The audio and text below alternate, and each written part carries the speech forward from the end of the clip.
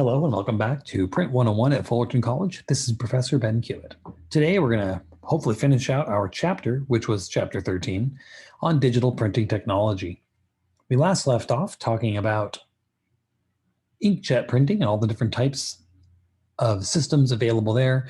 And today we're going to look mostly, though not exclusively, at electrophotography, known much lesserly as laser printing. Electrophotography is the disposable facial tissue of printing, which is to say, we know both of these things by their proper names from the companies that invented them. Electrophotography is better known as xerography. It's the method in which a Xerox machine works. But electrophotographic is the more generic term for it, in the same way that facial tissue means Kleenex. But you'll understand if I say Kleenex easier, don't you? Anyways, so electrophotography in its many forms is a way of attaching dry toner to paper. Instead of using a liquid ink, like in most printing, and even in inkjet and other digital printings, electrophotography uses the power of static electricity to charge particles of dry powdered toner to cling to the paper where you want it to, and then stick it to the paper by heating it up until it melts. The ink in this case is a powder made out of very tiny colored plastic particles. Yep, it's plastic. And it works by a laser ionizing a transfer belt. So you have a kind of magnetically chargeable belt, or depending on what exact subversion of it you have, because there's electrophotography, there's ionography, there's a heat version of this, and a magnetic one called magnetography. Depending on which type of system you're using, a laser will do something to either charge something and ionize it, charge it positive or negative by adding or removing electrons from a belt that will then take oppositely charged, electrically charged toner particles and make them cling to where the laser shot onto the belt. And that will then transfer to, yet again, the paper's charge another opposite direction in the positive or negative ionization, or just in kind of an electrical field.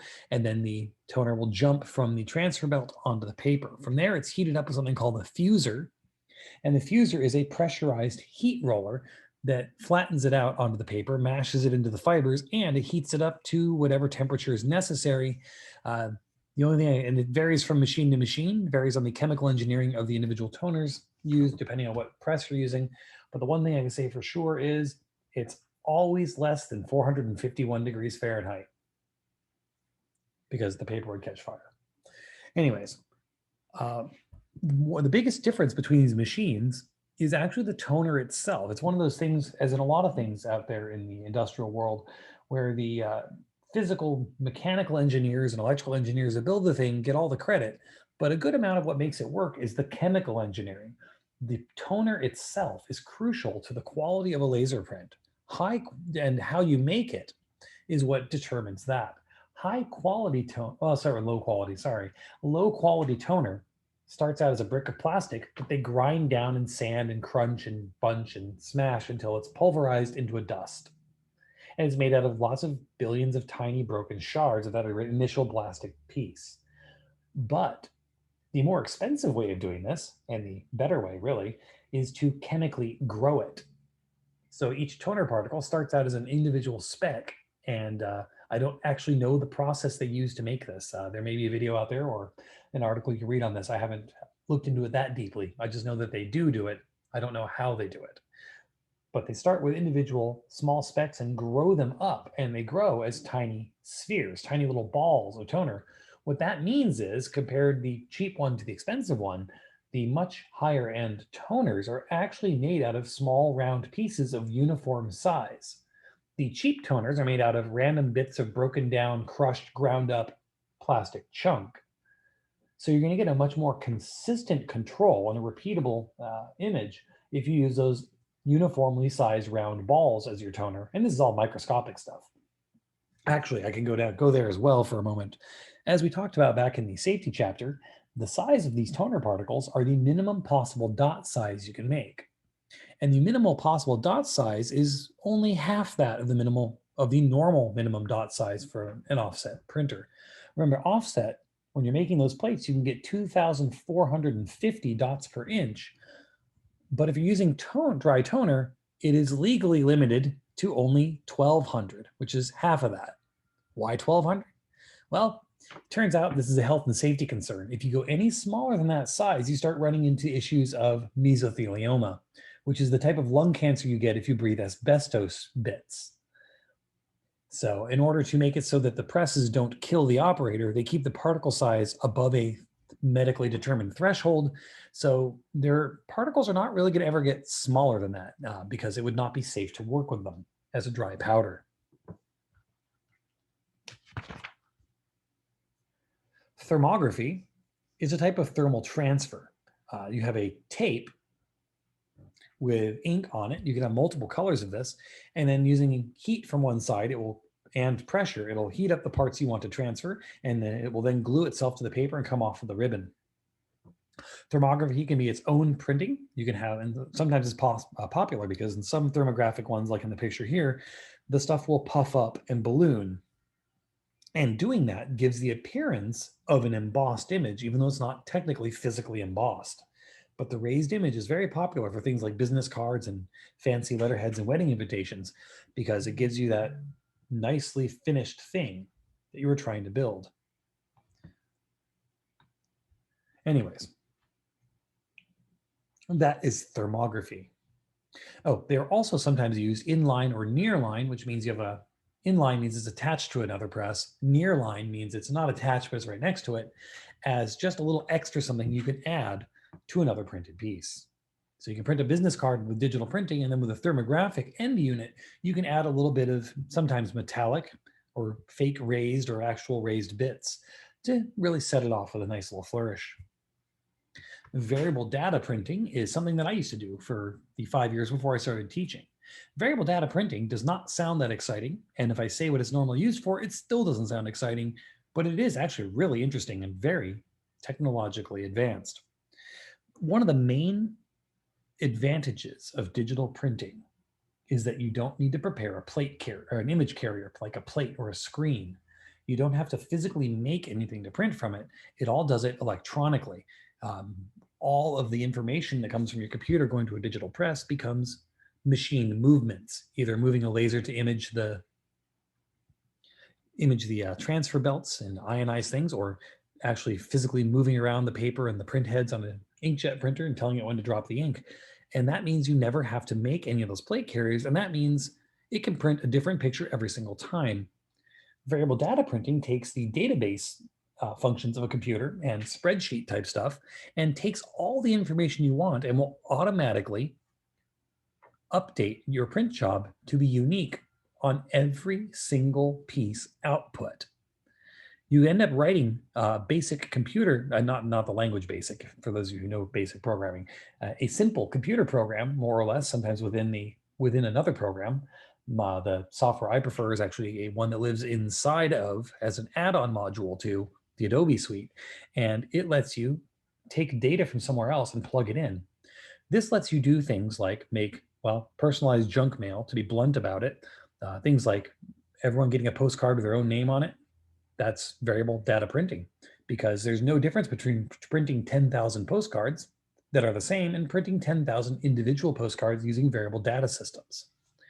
I have used this two ways in my career. One way is the aforementioned way, the making postcards with individual names and customized content.